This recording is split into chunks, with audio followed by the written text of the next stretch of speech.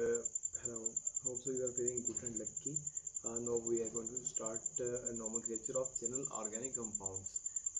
थोड़े सा शुरुआत करेंगे इसमें, तमहीद लेंगे थोड़ी सी। स्टार्टअप में हमने काफ़ी सारी बेसिक्स डिस्कस करनी होगी, काफ़ी सारी तो नहीं लेकिन थोड़ी सी होंगी चीज़ें चीज़ें, यानी कि काम की चीज़ें डिस्कस करेंगे, थोड़ा सा आगे बढ़ेंगे फिर अल्केन की तरफ। तो चलिए स्टार्ट करते हैं। तहम्मुल से आपने चंद एक बेसिक समझ लेनी है। अगर आपने पहले ये की हुई हैं तो स्पीड आप 2x कर दीजिए, 1.5x कर दीजिए।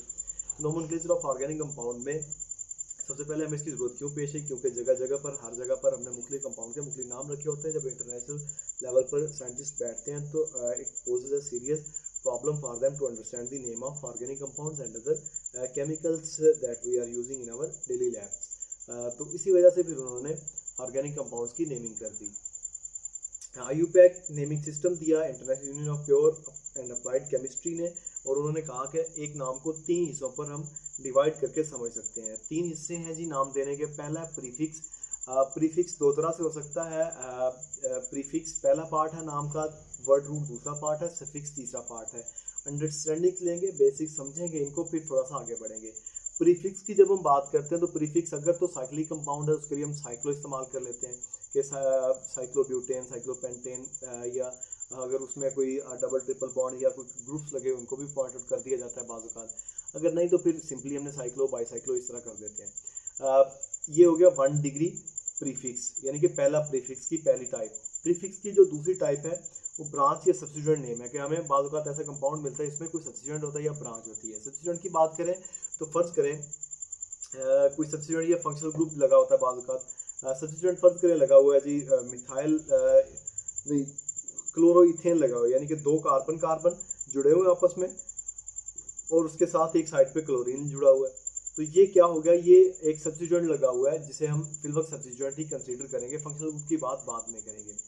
फिर इसके बाद आता है इसकी एक और एग्जांपल ले लेते हैं, साइक्लोहेक्सेन फॉर बेंजीन। ये साइक्लो की बात की थी हमने, तो ये उसकी आगे एग्जांपल है, और ये वाली एग्जांपल इसकी आगे साइक्लो की, और क्लोरो वाली एग्जांपल इसकी आगे। ऑनवर्ड चल के हम एग्जांपल्स भी डिस्कस करेंगे। वर्ड रूट जो दूसरा पार्ट है इसका उसको डिस्कस कर लेते हैं। वर्ड रूट में क्या आता है कि आपने कार्बन की नंबरिंग बतानी होती है कि आपका जो कंपाउंड है उसमें टोटल कार्बन नंबर कितने हैं। Meth for 1, eth for 2, prop for 3, but for 4, pent for 5, इस तरह hexane, heptane, octane, nonane and decane वगैरह ऑनवर्ड चलते हैं। सफिक्स की बात करते हैं तो ये लास्ट में आता है, यानी कि लास्ट का एंडिंग्स होती हैं।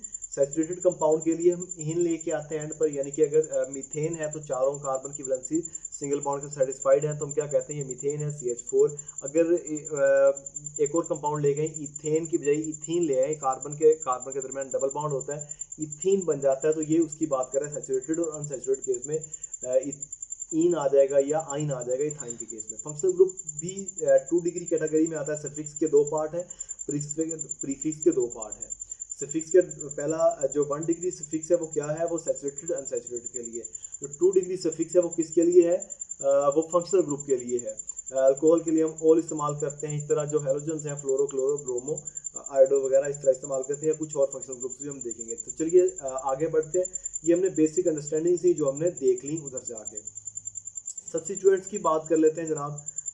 सब्स्टिट्यूएंट्स कैसे आ सकते हैं, वो मेन चेन में कहते हैं इंक्लूड नहीं होते, आल्दो मेन चेन का हिस्सा होते हैं तो वो ब्रांच भी कहला सकते हैं जब हम नेमिंग कर रहे होते हैं। तो इंपॉर्टेंट सब्स्टिट्यूएंट्स कौन से हैं, नाइट्रोसो कहते हैं NO2 को, एक्स से जाहिर करते हैं जनरली हम अपने हेलोजन फैमिली के मेंबर्स को। इसमें फ्लोरो, क्लोरो, ब्रोमो आते हैं हेलोजन्स के।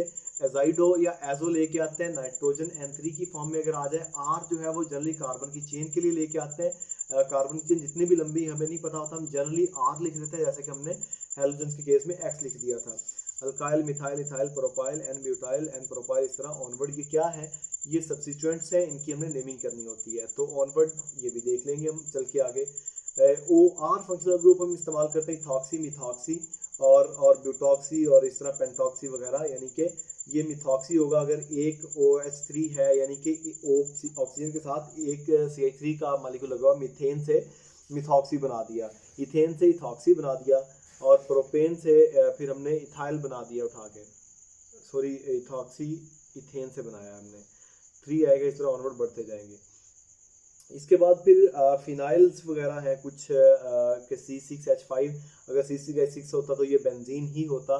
जब एक एच हटाया इसका मतलब कोई किसी जगह पर डबल बॉन्ड आ गया, तो ये हमने सॉरी डबल बॉन्ड नहीं आया, यहाँ पर साइड पे सब्स्टिट्यूएंट लगा दिया C6H5, इसे हम PH से भी डिनोट करते हैं। ये क्या बन जाएगा, ये फिनाइल बन जाएगा। अगर साथ ऑक्सीजन एज सब्स्टिट्यूएंट लगा देंगे तो ये क्या बन जाएगा, यानी कि एक रिंग बेंजीन रिंग के साथ बाहर हमने एक डंडा निकाला साइड पे और ऊपर हमने ऑक्सीजन लगा दिया, तो ये क्या बन जाएगा, ये फिनॉक्सी बन जाएगा।